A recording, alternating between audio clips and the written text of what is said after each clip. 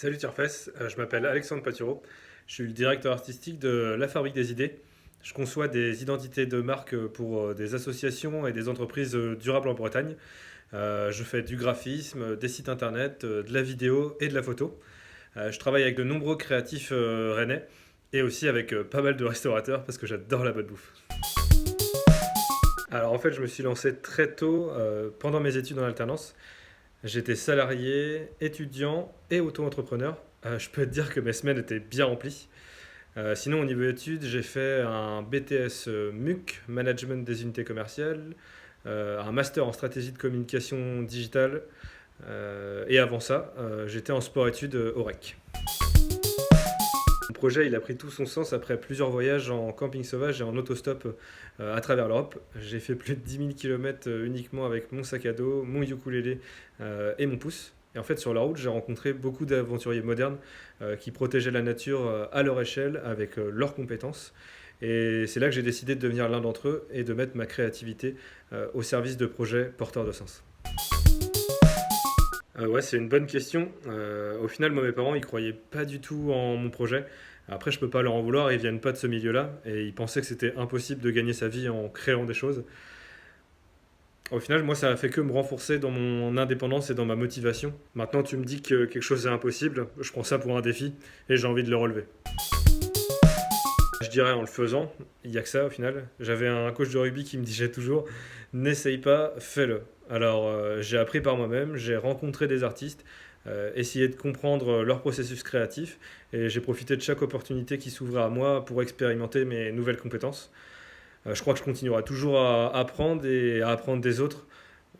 C'est, je pense, une de mes qualités, de la curiosité. Je suis un peu comme un gamin quand on m'apprend un nouveau truc. À vrai dire, je ne l'ai pas vraiment testé. J'ai appris sur le tas en faisant. Je l'avais appris très vite en sport-études. Soit on se donne à fond pour atteindre ses objectifs, ou soit on cherche des excuses. Alors, j'ai travaillé pour payer mes études, j'ai travaillé pour faire ce que j'aime aujourd'hui, et je vais continuer à travailler pour aider d'autres amis à réaliser leurs rêves. Au final, les premières étapes de mon projet, je pense que c'est quand je me suis dit que j'étais capable, que je pouvais le faire, et que si je voulais réussir, je devais m'en donner les moyens. Donc je me suis retroussé les manches et je me suis mis à apprendre, à essayer, à échouer. Euh, Au final, dans la création, c'est compliqué à savoir quand est-ce qu'on a vraiment commencé, quoi. Les changements avant ma vie d'avant. Avant quoi déjà? Parce qu'au final, j'ai toujours eu assez de liberté créative, même quand j'étais salarié. En fait, je pense que j'étais un curieux un peu relou, dans le sens où si j'avais envie d'apprendre quelque chose, je pouvais venir te harceler jusqu'au moment que je l'apprenne. Du coup, au final, bah, c'est toujours pareil, mais sauf que maintenant, on m'embauche pour ça. Prochaine étape, il y a la fabrique des idées qui se transforme en collectif.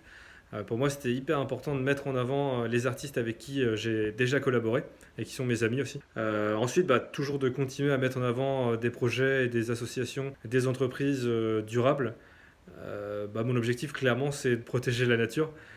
C'est ma source d'inspiration, ma source de motivation et clairement, c'est mon havre de paix aussi. Alors, j'ai d'autres projets en cours, mais je préfère attendre avant d'en parler.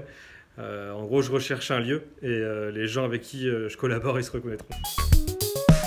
Je pense que mon meilleur conseil, au final, c'est de prendre soin des autres et de ceux qui t'entourent. Voir ton projet plutôt comme une aventure collective qu'individuelle, que chaque personne que tu vas rencontrer pourra apporter sa pierre à l'édifice. De voir ça comme une tribu, en fait, des personnes en qui tu peux avoir confiance, à la fois ceux avec qui tu collabores et ceux qui aussi t'embauchent. Et puis après, mon meilleur conseil, c'est de se lancer. Qu'est-ce que tu risques après tout, à part une vie de regret si tu le fais pas? Allez, peace.